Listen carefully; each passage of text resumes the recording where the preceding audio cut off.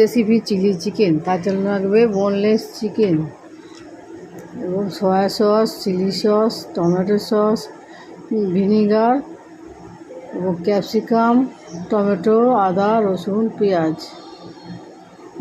এবার এগুলোকে টুকরো টুকরো করে বড় বড় সাইজ করে টুকরো করে কাটবো।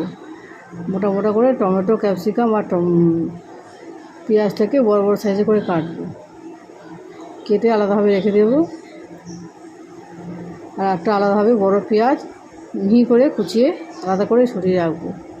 এগুলো মাংসে দিতে লাগবে, পকোড়া করার সময় এগুলো এখন দরকার লাগবে।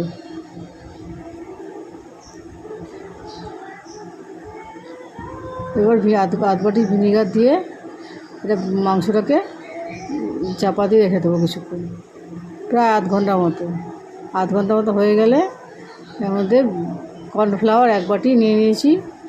এই কর্নফ্লাওয়ারটা মিশিয়ে দেবো। 2 চামচ আদা বাটা, রসুন বাটা 2 চামচ মতো দিয়ে দিলাম। মিহি করে যে পেঁয়াজগুলো কুচিয়েছিলাম সেই পেঁয়াজগুলো, একটা বড় পেঁয়াজ দিয়েছিলাম, তার কিছুটা বেশিরভাগটা দিয়ে দিলাম। এগুলো দিয়ে সব পকোড়া তৈরি করব। এবার পরিমাণ মতো একটু লঙ্কা গুঁড়ো দেবো, যারা ঝাল বেশি খান তারা ঝাল বেশি দেবে, এবং নুন আমি অল্প পরিমাণ নুন দিয়ে দিলাম। নুন দিয়ে সবগুলো একসঙ্গে ভালো মতো মেশাবো। চিকেন ভালো মতো মিশিয়ে তৈরি করে দেবো। এবার বড়া তৈরি করব। কড়ার মধ্যে তেল বসিয়ে দিয়েছি। এবার ভালো মতো মাখা চিকেনটাকে এবার বলের আকার সাইজ করে পকোড়া ভাজবো। এই পকোড়া লাল লাল করে ভাজতে হবে। এই পকোড়াগুলো শুধু শুধু খেতেও ভালো লাগবে। 500 মতো চিকেন নিয়েছিলাম, এতে চিলি চিকেন অনেকটা পরিমাণে বেড়ে যায়। বড়া করলে একটু অল্প চিকেন দিলেও অনেকখানি হয়ে যায়।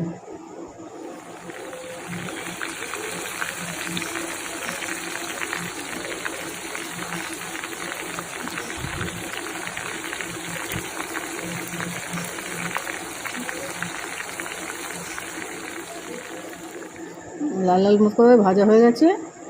এইগুলোকে এবার তুলে নেব।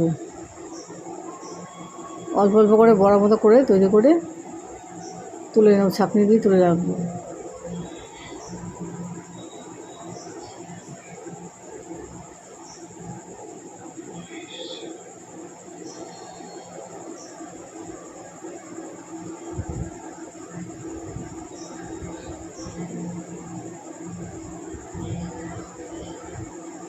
অনেক তেল দিয়েও ভাজতে পারেন।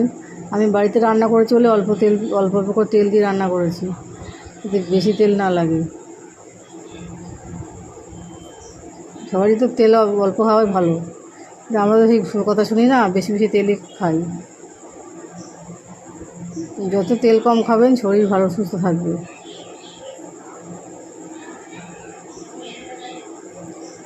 সাদা তেল দিয়ে করলে ভালো হয়, কিন্তু আমরা বাংলা বেশি সর্ষের তেলটাই প্রেফার করি। ভালো গন্ধ বেরোয়, সর্ষের তেলে ভালো গন্ধ বেরোয়। ওই জন্য পকোড়াগুলো সর্ষের তেল দিয়ে আমি ভেজেছি। এবার ওই তেলগুলো উঠিয়ে নিয়ে, পকোড়াগুলো যার মধ্যে উঠিয়ে নিয়ে নতুন করে ক্যাপসিকাম, বড় বড় টুকরো করে কাটা ছিল ক্যাপসিকাম, টমেটো, পেঁয়াজ দিয়ে এর মধ্যে আদা বাটা, রসুন বাটা 2 চামচ করে দিয়ে দিলাম। তার ফোড়ন দিয়ে দেবেন, জিরা তেজপাতা ফোড়ন দিয়ে দেবেন। এবার এক এক করে সমস্ত সসগুলো আধ বাটি করে সব নিয়েছিলাম। Sauce, tomato sauce, chilli sauce বা সয়া সস সব আধ বাটি করে নিয়েছিলাম। এগুলো এক এক করে কড়ার মধ্যে দিয়ে দিলাম।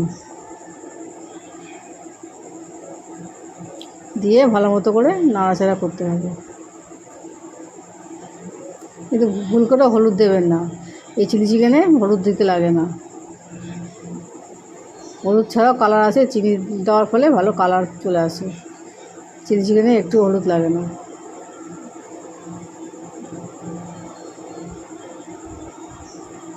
কষানো হয়ে গেলে চিকেনের যে বড়াগুলো করেছিলাম এগুলো একবারে মশলার মধ্যে দিয়ে দিলাম। মশলাগুলোর সঙ্গে চিকেনগুলো ভালো মতো নাড়াচাড়া করে নিলাম। যখন সেই শুকিয়ে আসবে কষা কষার মতো হয়ে যাবে, তারপরে জল দিয়ে দেবো। বেশি জল দেওয়ার প্রয়োজন পড়বে না, অল্প জল দিলেই হবে।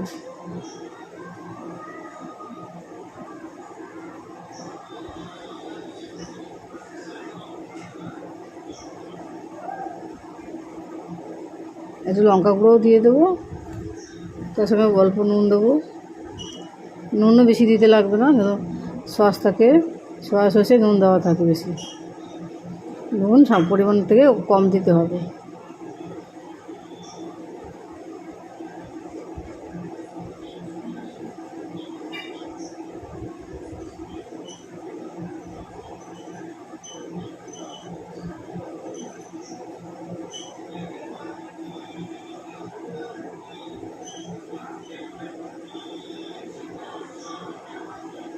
সব কিছু মশলা মশলা নুন ফুন দেওয়া হয়ে গেলে এবার জল দিয়ে দেবো।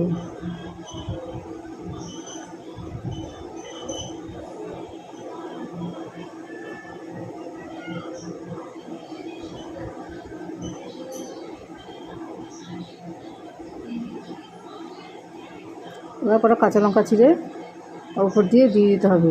কাঁচা লঙ্কার গন্ধটা খুব ভালো আসবে।